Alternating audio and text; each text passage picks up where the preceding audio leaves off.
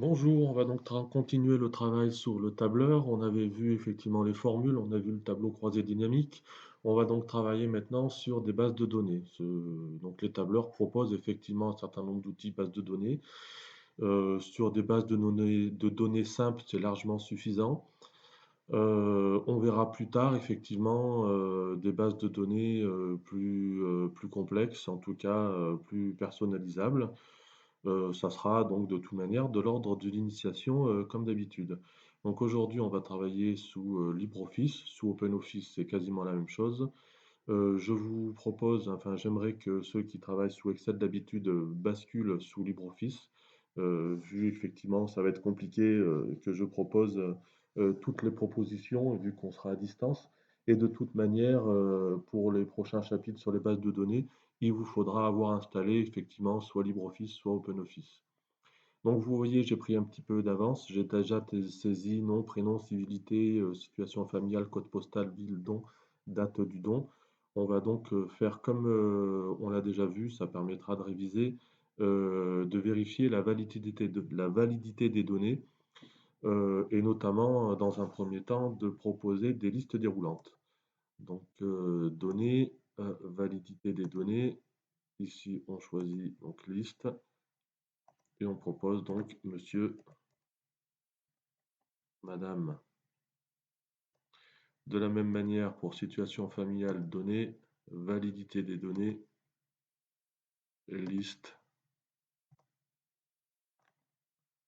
Alors, célibataire,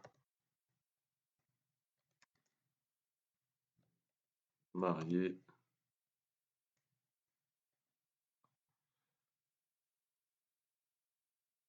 divorcé,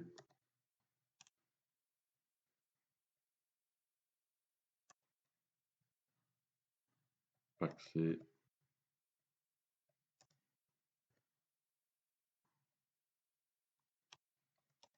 veuf. Ok. Code postal, ville, don, on laisse comme ça. Date, on va aller vérifier que c'est bien une date qui a été saisie. Validité, donc ici dans critères, dans autoriser, j'autorise une date. Je veux pas qu'elle soit égale, mais je veux qu'elle soit supérieure au 1er janvier 2020, 2000. On considère qu'effectivement que cette association a commencé à recevoir des dons à partir du 1er janvier 2000. Petit message d'aide, euh, date. Veuillez saisir une date.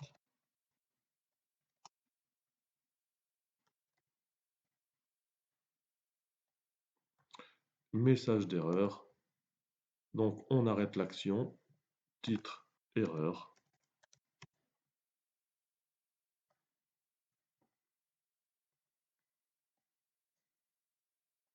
Il faut saisir une date postérieure au 1er janvier 2000. Allez, on va mettre des petits points d'exclamation. Ce qui veut dire qu'en effet, si je tape pas une date, j'ai mon message d'erreur. Si je veux une aide, je laisse la souris. Ah, bah écoutez, l'aide, ça n'a pas l'air de fonctionner. Donc si je tape une date qui ne fonctionne pas, de la même manière, j'ai mon petit message d'erreur. Donc une fois que j'ai ça, je peux sélectionner et je peux tirer vers le bas. Hop. Et maintenant, n'importe où, je vais avoir mes menus déroulants et mes tests sur les dates. Donc vous aurez accès aussi à ce fichier. Ça permet donc de ne pas tout avoir retapé. Et donc on va voir maintenant les filtres et les tris. Donc d'abord les filtres. Les filtres, ça permet de filtrer, de sélectionner des données. On ne va pas faire afficher toute la liste, on veut sélectionner ce qu'on veut afficher. Alors que le tri, ça sera pour on affiche tout, mais on trie dans l'ordre, c'est pour classer. Le tri, c'est plutôt du classement. On est bien d'accord que c'est surtout pertinent quand j'ai des tableaux, des listes beaucoup plus longues. Ici, j'ai pas tapé 500 lignes de 500 dons, hein, j'ai juste tapé effectivement 10 tours. Donc je sélectionne la première ligne et tout simplement dans Données, je vais ici taper, donc pas tri, puisque tri c'est ce qu'on fera tout à l'heure, mais autofiltre et c'est tout, c'est terminé. Maintenant, j'ai plus qu'à m'en servir. Si je veux sélectionner les messieurs, donc je clique sur monsieur et ici je fais uniquement les éléments actifs. Voilà, donc j'ai tous les messieurs. Si je veux les madames, donc vu que j'ai que deux éléments, je fais tous sauf les éléments actifs, j'ai les madames, ou alors j'aurais pu sélectionner les madames et dire uniquement l'élément actif. Voilà.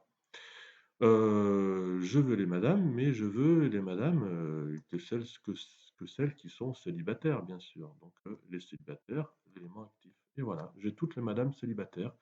Et donc j'en ai une sur Marguerite et j'en ai une sur Alès. C'est formidable.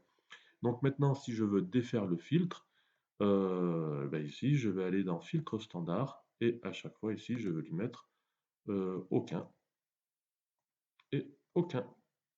Voilà, parce que ici, je vois encore que j'ai un filtre actif ici, là.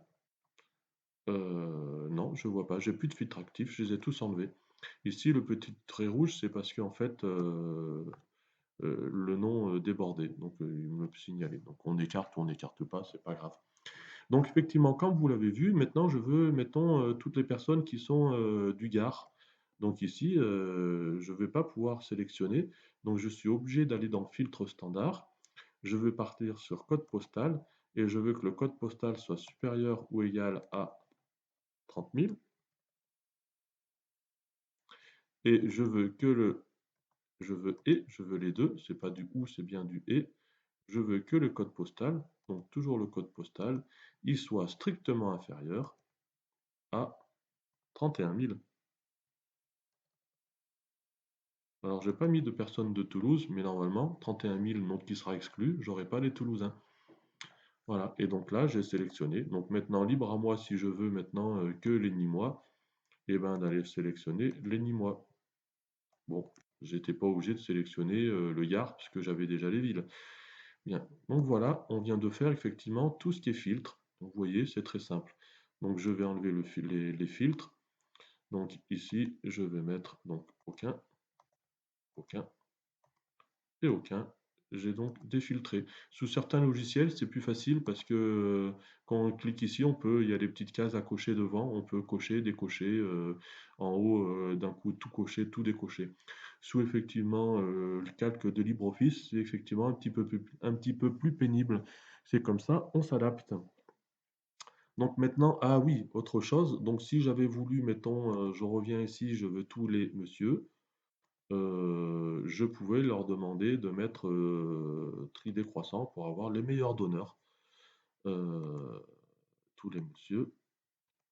Et j'ai effectivement, et je n'ai pas précisé, tri décroissant. Bon, ça n'a pas l'air de fonctionner. Ah, tri décroissant selon les messieurs. Ouais, donc c'est pas pertinent. On va bien utiliser donc le tri. Je vais défaire ce filtre. Donc filtre standard, civilité, je l'enlève. Aucun. Et donc maintenant, effectivement, on va utiliser les filtres. Donc je sélectionne tout si je veux filtrer, données, et ici, tri croissant ou tri décroissant. Alors maintenant, il va falloir préciser, ça m'étonne ici, parce que par rapport à quels critères? Donc c'est pour ça que je vais plutôt choisir trois petits points.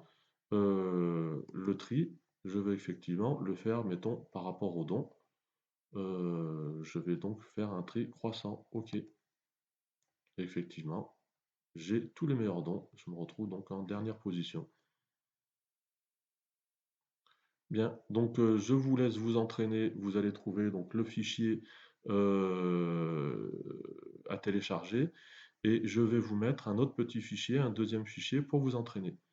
Tant qu'on y est, on s'aperçoit ici qu'on peut faire par exemple le total euh, des dons.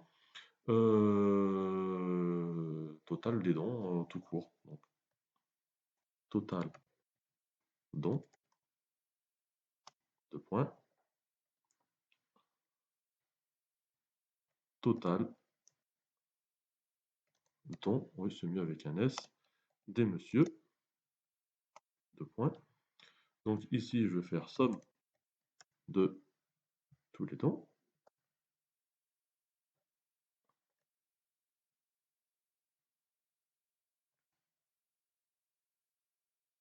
Forcément, j'ai oublié d'écrire égal. Donc j'annule mes dernières opérations.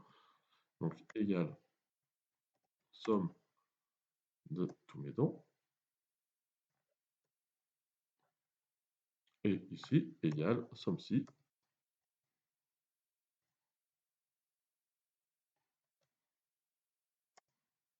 Alors, c'est d'abord la plage qui doit être évaluée, le critère. Donc si, point virgule, entre guillemets, m point, fermez les guillemets, point virgule, la plage de la somme. Point virgule. Voilà. Donc les messieurs ils ont totalisé 500. Donc, nombre de messieurs, c'est donc égal nb.si. Donc d'abord la plage des cellules à évaluer. Voilà. Clac, point virgule, le critère, entre guillemets, m point, fermez les guillemets. Et donc des messieurs, il y en avait 6. Voilà, comme ça on a en plus révisé un petit peu les formules. Voilà, je vous laisse travailler. J'attends pas de travail de votre retour. Enfin, j'ai pas la peine de m'envoyer vos mails. Vous pouvez envoyer des messages si jamais vous n'y arrivez pas. On se fera un Skype ou on fera quelque chose si vraiment vous êtes en difficulté ou ne serait-ce que par téléphone. Normalement, ce tuto devrait effectivement répondre à toutes vos questions. N'hésitez pas à faire des pauses, à le regarder à nouveau.